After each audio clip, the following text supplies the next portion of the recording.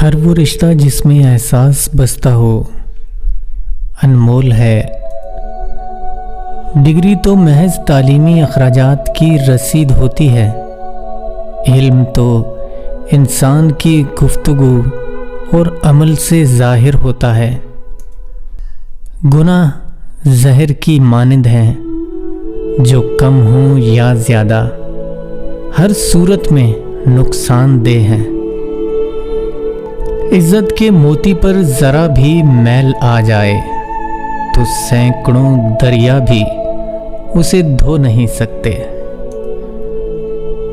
सबसे अच्छी ज़िंदगी वो बसर करते हैं जो अपनी ज़रूरत पूरी करने के लिए अल्लाह के सिवा किसी और पर भरोसा नहीं करते।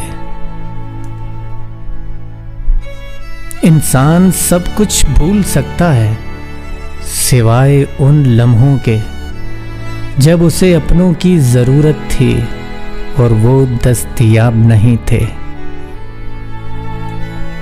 अपने हिस्से का काम किए बगैर दुआ पर भरोसा करना हिमाकत है और अपनी मेहनत पर भरोसा करके दुआ से गुरेज करना तकब्बुर है।